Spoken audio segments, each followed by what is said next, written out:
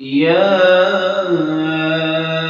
أيها الناس اعبدوا ربكم الذي خلقكم والذين من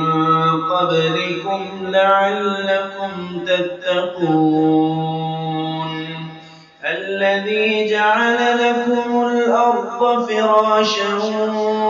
والسماء بناء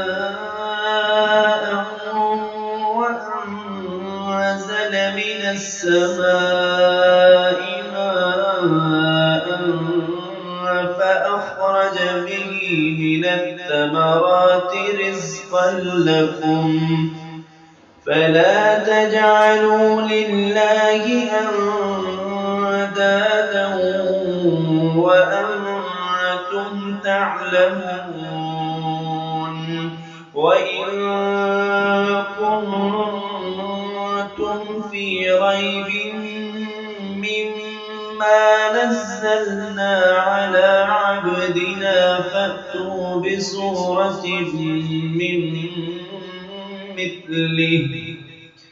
وادعوا شهداءكم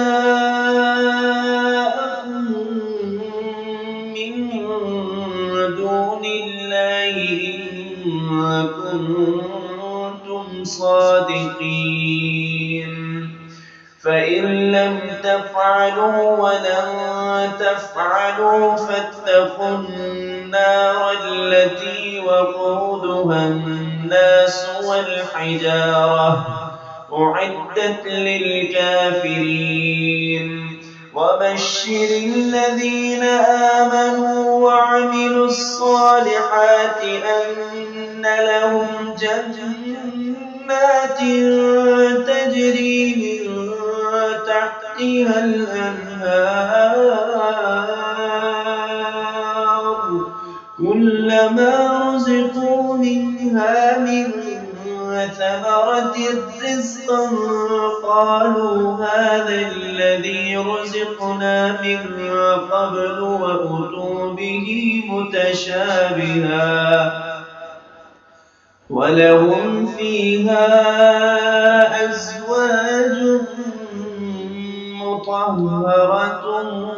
وهم فيها خالدون إن الله لا يستحيي أن يضرب مثلا ما بعوضة فما فوقها فأما الذين آمنوا فيعلمون أنه الحق من ربهم وأما الذين كفروا فيقولون ماذا أراد الله بهذا مثلا يضل به كثيرا ويهدي به كثيرا وما يضل به إلا الفاسقين الذين ينقضون عهد الله من بعد ميثاقه ويقطعون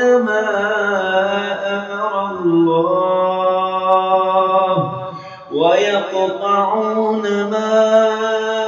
أمر الله به أن